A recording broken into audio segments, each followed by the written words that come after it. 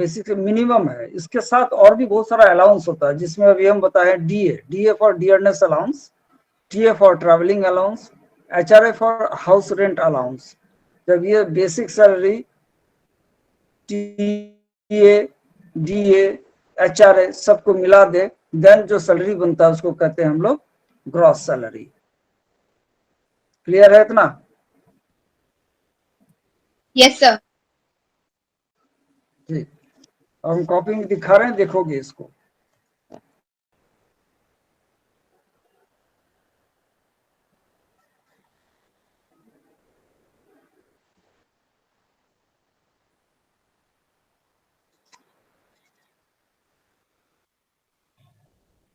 हाँ,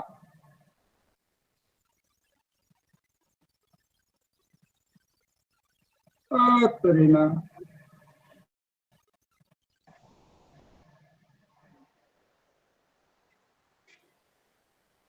रास्ता में क्या था? इस टाइम में बोले था रहने के लिए प्रेजेंट ना।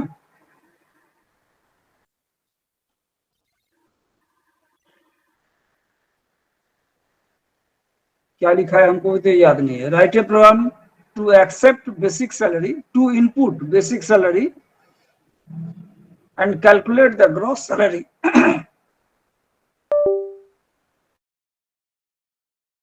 and calculate the gross salary using the following relation.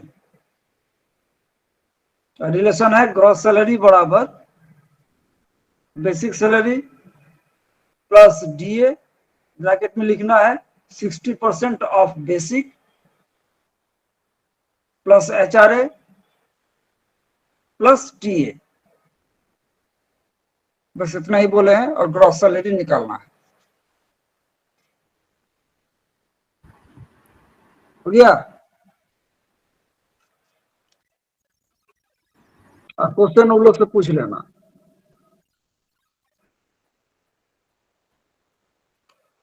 Header file लिख लोगे जो बताए हैं पहले हम। देखो, हमको निकालना है क्या? ग्रॉस सैलरी, लेकिन इनपुट लेना है बेसिक सैलरी, कैलकुलेट करना है डीए प्लस HRA भी कैलकुलेट करना होता है। HRA जो लिखे हो उसमें कर दो 10% ऑफ बेसिक, ब्रैकेट में लिख लो 10% ऑफ बेसिक। लिखा? सर एक बार फिर से बोलिएगा। कौन सी बोलेंगे? रिलेशन हम लिख देते हैं, उसको देख लो। Gross salary is equal to basic salary plus DA, that is the 60% of basic plus HRA जो कि 10% ऑफ बेसिक प्लस डीए हो गया, HRA हो गया प्लस टीए, ये चीज है। सर दिख रहा टीए है? कैसे निकलेगा? दिख रहा है? Yes sir. दिख रहा है सर, पर थोड़ा सा ब्लर है, कोई बात नहीं सर। वो उतना करना पड़ेगा, कोई उपाय नहीं है मेरे पास। ठीक है सर, कोई बात नहीं। सर कौन है जी? सर टीए कैसे निकलेगा? वो हम ना निकाल रहे हैं। कैसे निकलेगा? देखो वो निकल जाएगा अभी।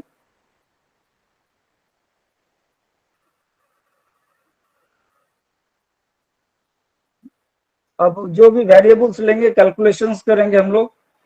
इंटीजर में ले रहे थे, फ्लोट में भी ले सकते हैं, क्योंकि इसमें डेसिमल पार्ट आ सकता है। दैट्स वाई फ्लोट वेरिएबल लीजिएगा, कैलकुलेशन प्रॉपर होगा।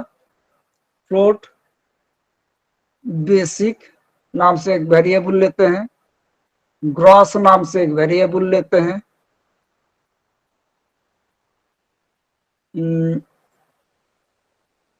टीए नाम से एक वेरिएबल लिए, डीए नाम से एक वेरिएबल लिए, सारा स्मॉल में लिए हैं, कैपिटल भी वेरिएबल ले सकते हैं। HRA नाम से एक वेरिएबल ले लेते हैं। हमको इनपुट करना है only basic.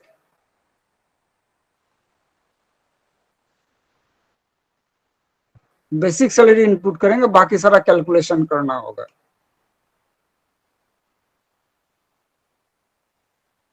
CLR SCR message देते हैं, printf enter basic salary, basic salary,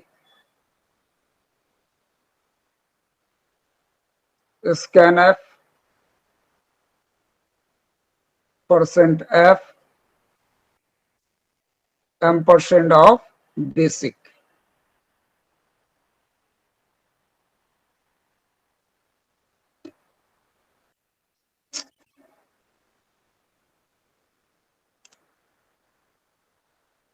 ठीक है, बेसिक सैलरी इनपुट हो गया मेरा। अब जो है सब कुछ कैलकुलेट करना होगा। डीए भी कैलकुलेशन में है, एचआरए भी कैलकुलेशन है, टीए फिक्स्ड होगा, कुछ भी हो सकता है। तो हम यहाँ पे फिक्स्ड भी कर सकते हैं। मान लो टीए इजिकल टू हम कर देते हैं 250 रुपया, कैलकुलेशन नहीं करके फिक्स्ड कर दिया। तो टीए को या तो इनपुट लीजिए नहीं तो फिक्स कीजिए।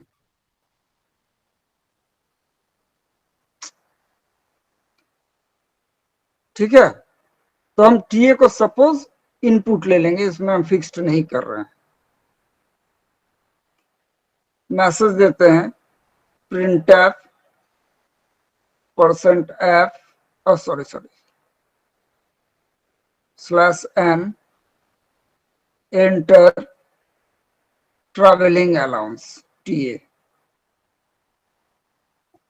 ampersand of TA। हो गया। अब हम निकाल रहे हैं फॉर्मूला, ये देखो, ग्रॉस सैलरी बराबर क्या होगा, बेसिक प्लस 60% ऑफ बेसिक जो होता है वो डीए होता है। तो पहले डीए कैलकुलेट कर रहे हैं। सॉरी, डीए के लिए वेरिएबल स्मॉल में लिए हैं। DA is equal to basic into 60/100, यही होगा ना, 60%। हाँ या ना रे, वहां से एक आदमी ऑन करो ना, क्यों नहीं करता? Yes sir.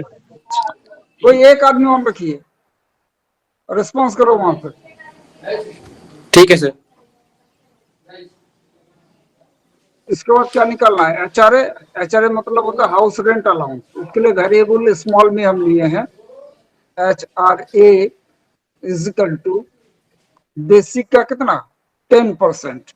इसको भी वैसे जी निकाल देंगे, बेसिक इंटू 10/100, जी सर। दोनों निकल गया। तो मेरे पास डीए हो गया, एचआरए हो गया, टीए भी हमने इनपुट ले लिया है। अब ग्रॉस निकालेंगे। Gross salary is equal to basic plus DA plus TA plus HRA। HRA. जी सर। कैलकुलेट हो जाएगा। अब इसको प्रिंट कर देना है, printf /n gross salary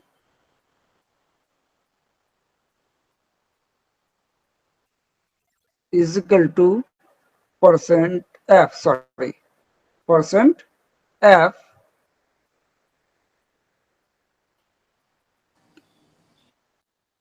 gross को प्रिंट कर दिया। गेट ch, प्रोग्राम क्लोज कर दिए। तो ये तो ओनली ग्रॉस सैलरी प्रिंट करेगा। हम अगर चाहें बेसिक को प्रिंट कराना तो पहले बेसिक को कराओ, सबको अलग अलग भी करवा सकते हैं आप। डीए एचआरए टीए सबको प्रिंट करवा दिए, देन ग्रॉस सैलरी को प्रिंट करवा सकते हैं। जी सर। ठीक है, सिंपल मैथमेटिक्स वाला काम है। जी सर। सर अब हाँ जैसे बोलो। प्रिंट ऐप में वहां पे लिखे हैं ग्रॉस सैलरी, आप कैपिटल में लिखे हैं, तो जो कमांड हम देंगे वो स्मॉल में है, तो वहां पे भी स्मॉल में होना चाहिए ना। जिस दिन बताए थे, जो भी मैसेज है, मैसेज को स्मॉल में लिखे या कैपिटल में लिखे कोई फर्क नहीं पड़ता है, लेकिन जो फंक्शंस है वो आप स्मॉल में ही लिखेंगे। ठीक है, देखो प्रिंट एफ, स्कैन एफ सारा स्मॉल में होगा, CLR, SCR, फ्लोट। वेरिएबल को हम लोग स्मॉल भी ले सकते हैं, कैपिटल भी ले सकते हैं। ये वाला जो वेरिएबल्स है स्मॉल या कैपिटल, अगर स्मॉल लिए हैं तो प्रोग्राम में स्मॉल यूज करेंगे, अगर कैपिटल लिए हैं तो कैपिटल यूज करेंगे। जी ओके। सर। और ये जो मैसेज है, जहाँ पे मैसेज हम स्मॉल कैपिटल कुछ भी ले सकते हैं, जैसा लेंगे वैसे दिखाई पड़ेगा। ये मैसेज है, यहाँ पे कोटेशन के अंदर जो है वो मैसेज है, और कॉमा देके जो लिख रहे हैं, इसके बाद जो वेरिएबल है वो वेरिएबल वही होगा जो हमने यहाँ पे डिक्लेयर किया है। यहाँ स्मॉल है, यहाँ कैपिटल कर देंगे, then it will be an error. ठीक है। Okay sir. अब वेरिएबल डिक्लेरेशन का भी थोड़ा सा यहाँ पे दिखाई देते हैं, हाउ टू डिक्लेयर वेरिएबल। देखो कोई भी वेरिएबल जो है उसमें हम लोग जो कैरेक्टर यूज करेंगे, वेरिएबल हो, फंक्शन का नेम हो, that is small a to small z का यूज कर सकते हैं, capital A to capital Z का यूज कर सकते हैं, 0 से लेके 9 तक डिजिट का यूज कर सकते हैं। ये सारे को हम लोग कहते हैं कैरेक्टर सेट। कैरेक्टर सेट है, तो वेरिएबल लिखने के लिए हम लोग ये सारा कैरेक्टर का ही यूज करेंगे। और एक और कैरेक्टर हम लोग यूज कर सकते हैं, that is the underscore. Underscore, underscore keyboard में देखा होगा, एक होता है माइनस जी जो सर। बीच में होता है, और एक होता है देखोगे माइनस का तरह ही नीचे होगा। कहाँ पे रहता है वो? माइनस के जस्ट ऊपर में देखोगे, यहाँ पे माइनस सिंबल है, उसके ऊपर में होता है जी कीबोर्ड सर। में। शिफ्ट के साथ प्रेस करोगे अंडरस्कोर हो जाएगा। जी sir.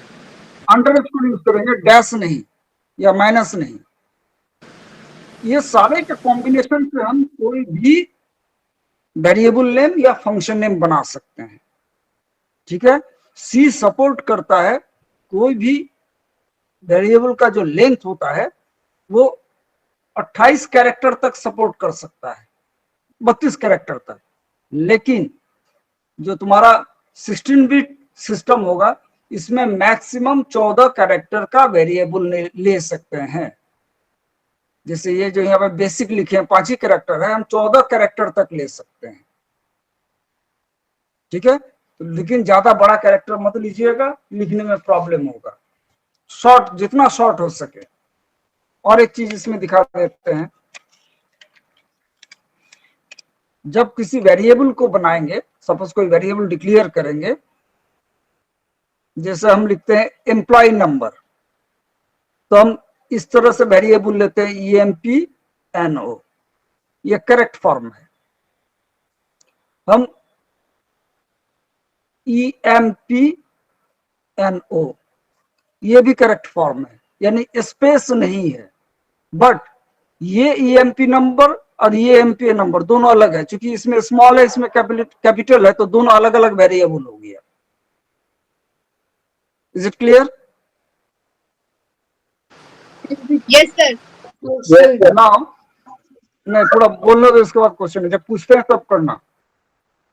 If we write EMP space NO, this is incorrect. ऐसा हम लोग वेरिएबल नेम नहीं दे सकते हैं, यानी स्पेस मेंटेन नहीं हो सकता है।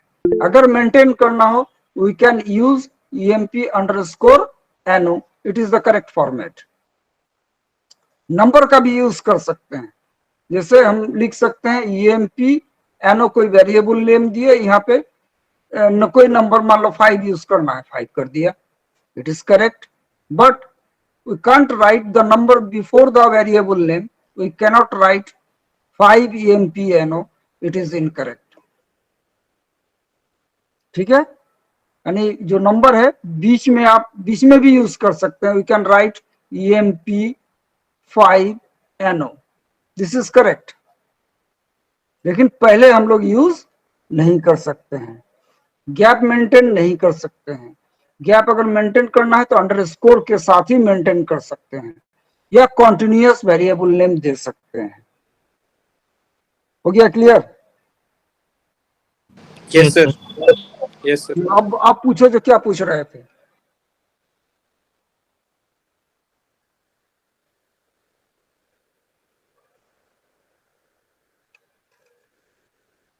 नहीं पूछना है? No sir. ये जो हमने वेरिएबल नेम दिखाया आपको, ये वेरिएबल नेम 14 कैरेक्टर तक मैक्सिमम हम लोग ले सकते हैं, जो आपका सी डायरेक्टली सपोर्ट करता है। बड़ा भी ले सकते हैं, लेकिन आप 14 कैरेक्टर से ज्यादा नहीं लेंगे। कोशिश करना जितना छोटा नंबर ले। जैसे ये एक्चुअली फुल फॉर्म होना चाहिए एम्प्लॉय नंबर, तो बहुत लंबा हो जाएगा, हमने शॉर्ट कर दिया EMPNO। और जब फंक्शन भी बनाएंगे हम लोग, फंक्शन बनाते समय भी हम लोग इसी फॉर्मेट का यूज करेंगे, यानी जो कैरेक्टर सेट यहाँ पे दिखाए हैं इसी कैरेक्टर सेट का यूज करेंगे, वही रेगुलेशन होगा सेम। अभी हम गए नहीं है फंक्शन में, अभी टाइम है, इसको यूज करना होगा। हो गया? यस। अब आओ इस प्रोग्राम के अंदर कोई दिक्कत है तो ये पूछो।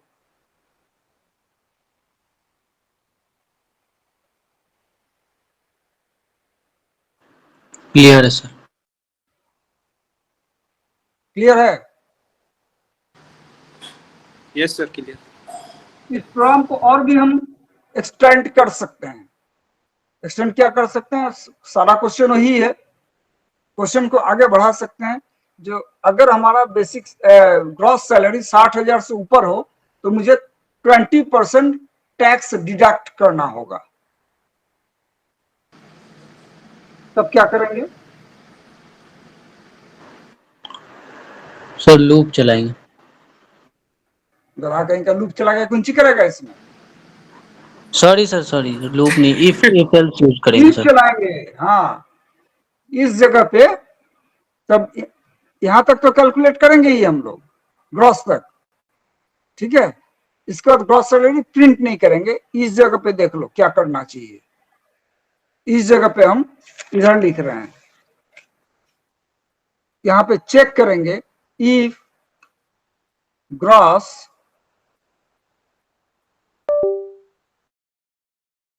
इक्वल टू कितना बोले थे अभी? 60,000।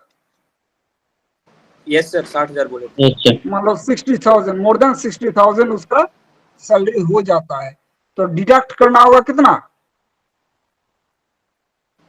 20%। 20%, जी सर। ठीक है। जी सर। किसका? ग्रॉस सैलरी का 20%। तो हम लिखेंगे ग्रॉस बराबर ग्रॉस प्लस ग्रॉस का वो डिडक्ट करना होगा ना, सर माइनस होगा ना? माइनस होगा। ग्रॉस माइनस ग्रॉस का 20%, 20/100, यही कैलकुलेशन होना चाहिए। जी सर। सही। ग्रॉस सैलरी में ग्रॉस सैलरी का 20% हमने डिडक्ट कर दिया। अब आप प्रिंट कीजिए यहाँ पे,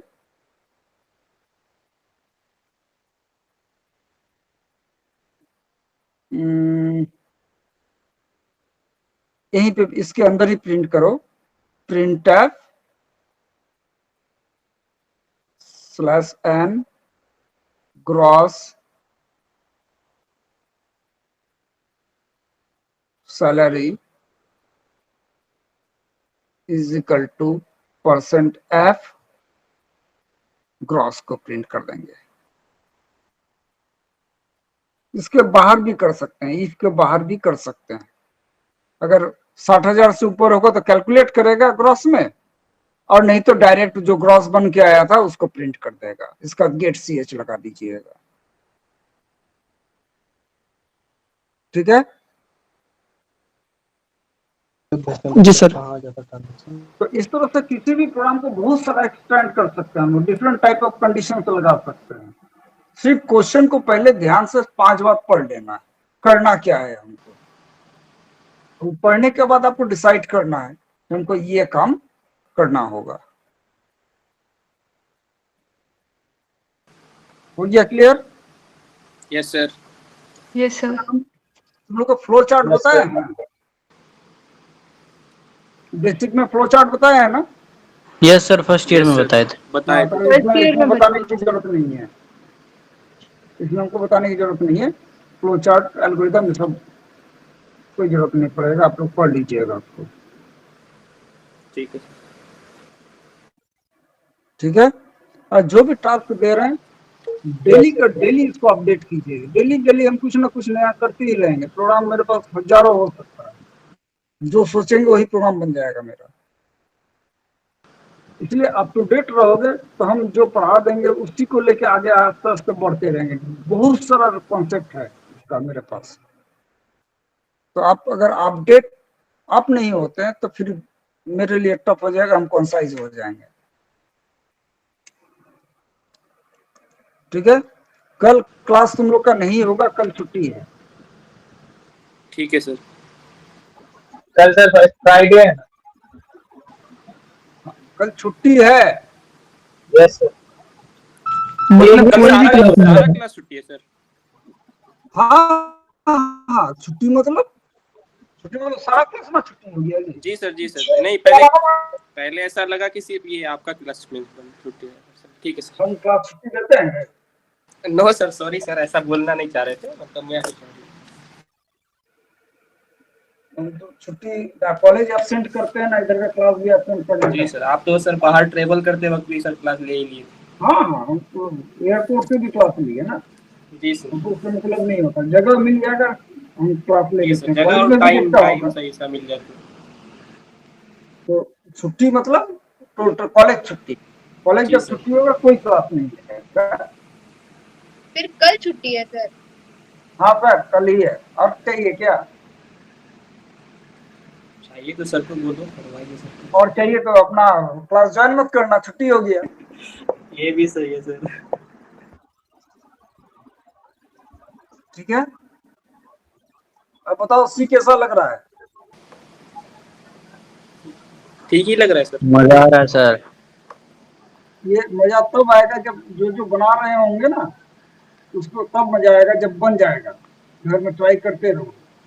अगर कहीं कोई प्रॉब्लम भी आता है, अगर सिस्टम पे बना रहे हो, डायरेक्ट हमको ऑनलाइन दिखा दो, हम सर बता देंगे कि काम किया जा रहा सर है। आपका वाला एक कोड रन किए थे ना, सिर्फ एक कोमा मिस कर दिए थे तो रन नहीं हो रहा था, फिर बाद में एक कोमा जाके सही किए तब जाके रन किया। तो लैंग्वेज जब बता रहे थे उसमें ही बताए हैं, कंप्यूटर इज डम थिंग। जी सर, एक कोमा के कुछ भी चलते नहीं बस जानता है, दिक्कत हो वो रहा वही करता है जो हम करवाते हैं। और भी बताए होंगे जो हम आप जो है अपना मान लो कम्युनिकेशन करते समय जेंडर का प्रॉब्लम हो जाए, प्रोनाउंसिएशन का प्रॉब्लम हो जाए, वर्ड मिस्टेक हो जाए, तो हम सामने वाला जो है समझ जाते हैं उसको। लेकिन कंप्यूटर में ऐसा नहीं है। जी सर। एक भी स्पेस भी कहीं पे गलती से ज्यादा हो जाता है या एक सिंबल दूसरा लग जाता है तो एक्सेप्ट नहीं करता। सर इसके लिए एक क्वेश्चन था मेरा। गूगल वगैरह पे कुछ सर्च करते हैं, थोड़ा सा गलत टाइप भी करते हैं तो फिर भी वो सही कैसे मतलब पता कर लेता है उसका, मतलब कि क्या सर्च करना चाह रहे हैं? गूगल वगैरह पे कुछ टाइप वगैरह सर्च करना चाहते हैं तो जैसे कभी गलत भी टाइप कर दिए फिर भी वो समझ जाता है कि सही टाइप, मतलब सही क्या मतलब खोज रहे थे नेट पे, तो वो जैसे सही इंफॉर्मेशन अगर गलत भी करता है तो हम समझ जाते हैं ना। हाँ, तो गूगल पे मतलब कुछ एआई वगैरह वैसा कुछ है क्या सर, एल्गोरिथम एकदम उसके पीछे लॉजिक लगा के रखा हुआ है, जो अगर वो जानता है जो एक आदमी जो सर्च करेगा, जी जो सर। वर्ड लिखा है स्पेलिंग भी मिस है तो इस तरह का मीनिंग होगा, जी सर। ये फाइंड आउट कर लेता है वो, और उसके ऊपर वो चलाता है। एक तरह से एआई समझ सकते हैं। जी सर, थैंक यू सर।